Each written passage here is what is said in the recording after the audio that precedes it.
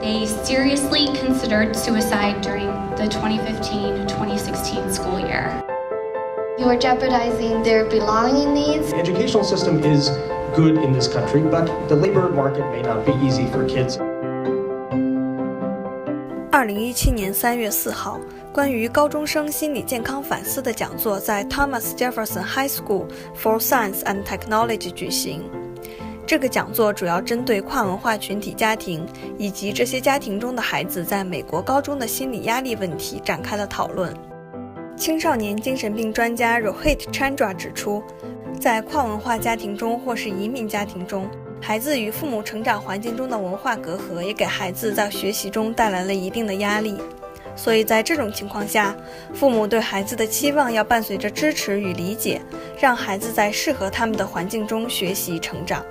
天赋启蒙专家 Catherine 黄在演讲中提出了完美主义者的概念，其中部分完美主义者容易被错误或失败所影响，导致人心情低落和失望，进而产生精神上的麻痹状态。那么当这种情况发生时，作为父母应该怎么办呢？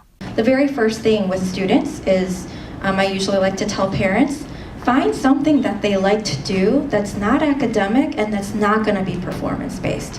The second thing is if your child is not performing well or they're overly conscious of how they're going to do on grades or whatnot, take a look at the rubric or how they're going to be graded and kind of go through them and say, well, let's look at this assignment, let's break it apart and see what do you need to have in this assignment and make sure they have those components.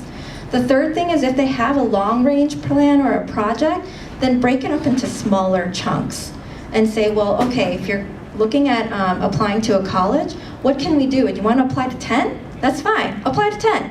But let's figure out how we can sequence this well so that you feel good about submitting your applications on time, making sure that you researched each college, and making sure that you feel good about the decisions you have ahead of you. 学生辅导员 Cecilia 唐通过对美国及亚洲教育理念的对比，来让家长及学生对不同文化的教育有所了解，也以此呼吁教育者及家长们可以通过提高对不同文化教育体系的认知，来更好地帮助学生。精神学家 Albert 运用讨论了文化差异所带来的困扰和压力。对于学生来讲，与不同文化背景的人对话交谈是减少差异、产生共同点最有效的办法。而对于家长而言，应该多支持学生，多提供其可以接受的意见，以及与学生一同制定双方都可以接受的目标。精神病临床研究员 Dana 王提出了自信与自尊心的建立是通往成功的垫脚石。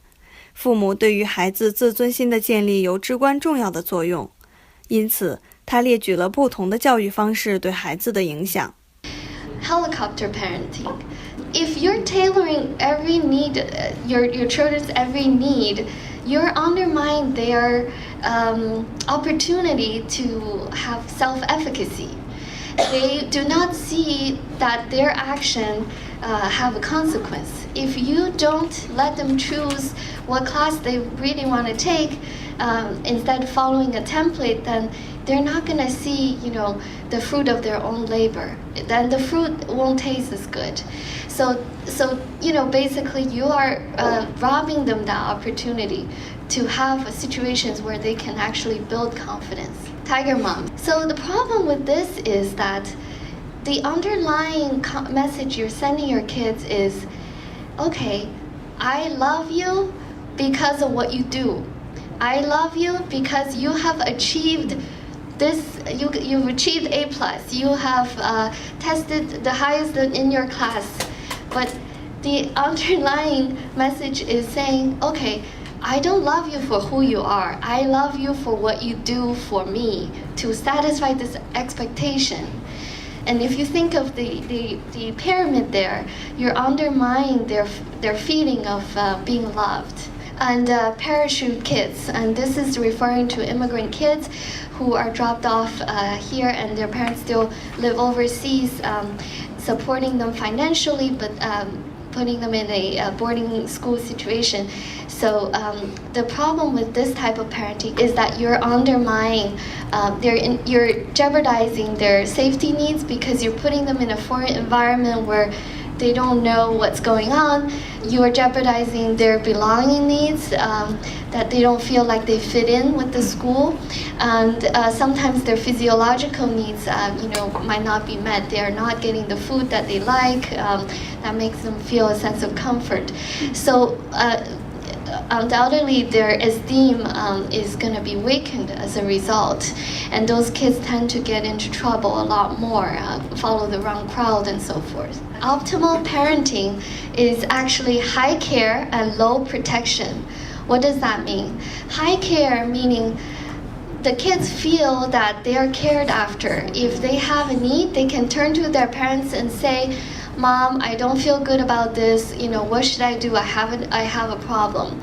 So whenever they need something, they can turn to their parents. And low protection, meaning that they're given the freedom to explore and to do what they want to do, rather than always having everything micromanaged. And this type of optimal parenting actually leads to kids have much more confidence going forward. 论坛中，主持人介绍了一所专注于中美文化教育交流的项目——朗利国际教育，及项目的创始人武玉贤博士。Sharon has actually developed something that she calls her model of the levels of thinking. And she works with students because what she's finding is that a lot of the students stay on the surface level, they're surfing. As parents and as a community, we can also model that. So it's not just, did you get an A? Did you get into this? But why? And once they answer the question of why, well, why that? We should all be doing that question, right? Like, okay, so I get this. That's great. Then what? Why? 最后 Catherine 劝诫父母与孩子一定要架起沟通的桥梁。Having opportunities to talk about culture and how culture plays into parenting, but also doing a piece for the kids where the kids start understanding and learning about how to listen to what their parents are saying with a different ear on why their parents have that perspective. And so I'm hoping you're not walking away thinking, I'm doing everything wrong and my parenting is terrible, but instead start that dialogue and say, this is why, this is who I am, and I want to learn about who you are so that you can bridge some of that gap.